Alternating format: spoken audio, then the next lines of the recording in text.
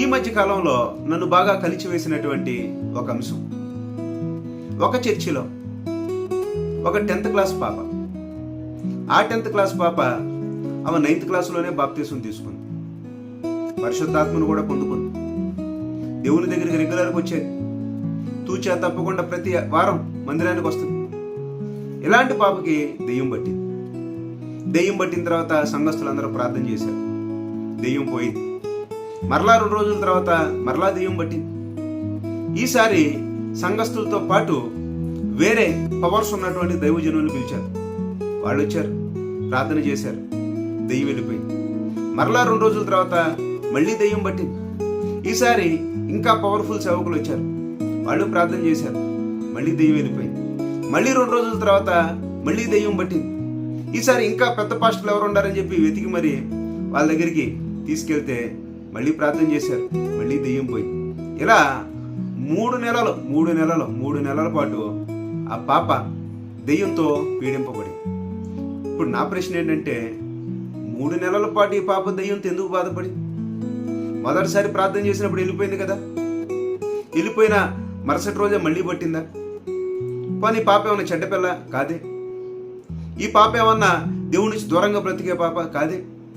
చిన్న వయసులోనే దేవుడిని నమ్ముకొని, చిన్న వయసులోనే దేవుడు కావాలని కోరుకొని, చిన్న వయసు నుంచే దేవునికి ఇష్టంగా బ్రతుకుతున్నటువంటి ఈ పాపలో ఈ దెయ్యం ఎందుకు పోలేదు? లేదనంటే ఈ దెయ్యాన్ని వాడు ఎందుకు పోగొట్టలేదు? ప్రార్థన చేసినప్పుడు దెయ్యం పోయిందని ఒక భ్రమలోకి వెళ్ళిపోయారా? లేదనంటే నిజంగానే దెయ్యం వస్తుంది వెళ్తుంది వస్తుంది వెళ్తుంది వస్తుంది వెళ్తుంది వస్తుంది వెళ్తుంది. కొన్నిసార్లు కుర్చీలాట ఆడుతూ ఉంటారు, అలాంటి కుర్చీలాట ఏమైనా ఆడిందా దెయ్యం? పాప చెడ్డదేం కాదు, మంచి పాప. 3 నెలల పాటు అల్లాడిపోయారు జనం. చూస్తే నాకే జాలేసింది. ఏంటబ్బా మంచి పిల్ల, దేవుడే ప్రాణంగా బ్రతికి ఈ పాపకి ఏంటి దెయ్యం? అసలు ఏం జరుగుతుంది? అసలు ఎందుకు ఇలా జరుగుతుంది? ఇలాంటి ఆలోచనలో ప్రతి వాళ్ళు ఆలోచన చేయాలి. ఇప్పుడు నేను చెబుతాను వినండి. 3 నెలల తర్వాత నేను అదే సంఘంలో ప్రసంగిస్తున్నప్పుడు ఎదురుగా కూర్చుని పాప వింటా ఉంటే ఆ రోజు నా హృదయం నిజంగా చాలా సంతోషించింది. సంతోషంతో పాటు ఒక బాధ కూడా కలిగింది. 3 నెలలు ఏమైనా హింస పెట్టారా? 3 నెలలు ఏమైనా హింస పెట్టారా? అమాయకత్వంతో ఆ సంఘస్థులు ఆమెను హింస పెట్టారు. మళ్ళీ చెబుతున్నాను వినండి. అమాయకత్వంతో ఆ పాపను 3 నెలలు హింస పెట్టారు. 3 నెలలు హింస పెట్టారు. మరి నీ దగ్గర పవర్ ఉంటే నువ్వు ప్రార్థన చేస్తే వెళ్ళిపోతే మళ్ళీ ఎందుకు వస్తుంది? అంటే ఒక పూట ఆగి 2వ రోజుకే వస్తుందా? మళ్ళీ పెద్ద పాస్టర్ గారు ప్రార్థన చేయగానే మళ్ళీ వెళ్ళిపోయి మళ్ళీ 2వ రోజున వస్తుందా? సంఘం అంతా కలిసి ప్రార్థన చేసినా పోయేసి మళ్ళీ 2వ రోజునే వస్తుందా? ఏం జరుగుతుంది ఇక్కడ? ఏం జరుగుతుంది ఇక్కడ?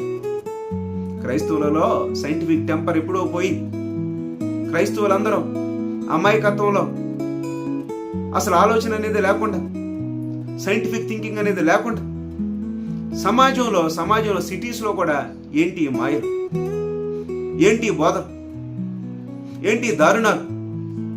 ఎవరు నేర్పించారు? ఎందుకు చేస్తున్నారు ఇలా? మళ్ళీ కొన్ని రోజుల తర్వాత ఏమంటున్నారంటే దెయ్యం పోయింది కానీ మానసిక రోగం అంట. అదేదో ముందే చెప్పొచ్చుగా, మానసిక రోగం అని చెప్పి ముందే చెప్పొచ్చుగా. పాప వీక్ అయిపోయి, తిండి సరిగ్గా లేక, మొహం అంతా వాడిపోయి, వాళ్ళొచ్చి వీళ్ళొచ్చి మొహం మీద నీళ్లు చల్లి, నీళ్లు చల్లటం కూడా ఇలా తీసుకుని పటామని చెప్పి మొహం మీద నీళ్లతో కొట్టి, ఎవరికి ఇష్టం వచ్చినట్టుగా వాళ్ళు వచ్చి ఆమెను కొట్టి, దెయ్యం పో దెయ్యం పో దెయ్యం పో, పావేసైతానని చెప్పి కొట్టి కొట్టి కొట్టి కొట్టి కొట్టి. ఏంటి బాధ? ఎవరు చెప్పారు? దెయ్యం ఎలా పోయిద్దని చెప్పి ఎవరు చెప్పారు? దెయ్యం పట్టిన వాళ్ళు ఎలాగే ఉంటారని చెప్పి నీకు ఎవరు చెప్పారు? అంటే దెయ్యం గురించి నువ్వు సరిగా అధ్యయనం చేయలేదు, దెయ్యం గురించి నువ్వు సరిగా చదవకుండా నువ్వే తీసుకొచ్చి ఇలాంటి జనాలు మానసిక రోగాలతో భయపడేటట్లుగా నువ్వే చేస్తా ఉన్నావు. కొన్ని సంఘాల్లో అయితే దేవుడి కన్నా దెయ్యాల గురించి చెప్పేవాళ్ళు ఎక్కువైపోయారు. ఎందుకు చెబుతున్నారు? దేవుడి గురించి గొప్పగా చెప్పండి, దేవుడి గురించి గొప్పగా చెప్పండి. సాతాను పట్టడం అని అంటే ఇదొక్కటే కాదు, మానసిక రోగాన్ని తీసుకొచ్చి దెయ్యం పట్టిందని చెప్పి సమాజంలో జరుగుతున్నటువంటి ఎలాంటి దారుణాలు వీటిని ఆపండి, దయచేసి ఆపండి. ఈ మధ్యకాలంలో నన్ను బాగా కలిసివేసినటువంటి సందర్భం ఇదే. చాలా బాధపడ్డా. మంచి సంఘమే, మంచి సేవకులే.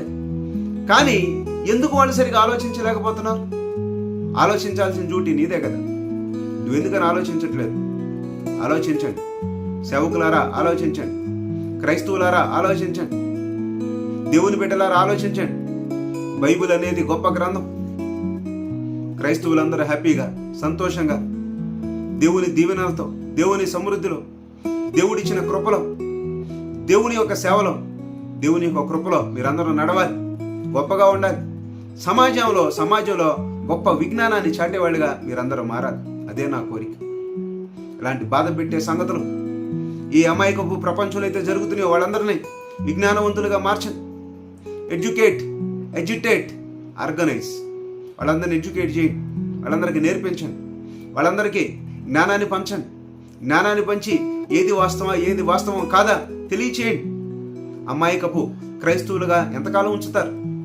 అందుకే ఈ ప్రసంగాల ధోరణి మార్చండి, మంచి ప్రసంగాలు అందించండి. దేవుడంటే ప్రేమ కలిగే ప్రసంగాలు పెంచండి, దేవుడంటే ధైర్యం పుట్టే ప్రసంగాలు పెంచండి. చర్చీలకు వచ్చి కూడా భయాలు, భయభ్రాంతులుగా మారుస్తుంది మీరే. మీ చేతగాని ప్రసంగాలతో, మీ చేతగానటువంటి అమాయకత్వపు మాటలతో, నేర్చుకోమంటే నేర్చుకోకుండా, బైబిల్ బాగా చదవమంటే చదవకుండా, బైబిల్ ఉన్న సంగతులను విడమర్చి చెప్పకుండా, ఎక్కడో ఎవరో ఏదో చేశారని చెప్పి దాన్ని ఇమిటేట్ చేసుకుంటా ఎంతకాలం ఇలా పోతా ఉంటారు? ఒక్కసారి కళ్ళు తెరవండి. విశ్వాసులారా మీరు కూడా ఆలోచన చేయండి. ఈరోజు ఆలోచించండి. ఎందుకనంటే దేవుడు గొప్పడు, బైబిల్ గొప్పది. దేవుడు గొప్పతనాన్ని వినండి, బైబిల్ గొప్పతనాన్ని వినండి. దేవుడి ప్రేమను రుచి చూడండి, పరలోకానికి చేరండి. అట్టి కృపను దేవుడు దయచేయునుగాక. ఆమేన్.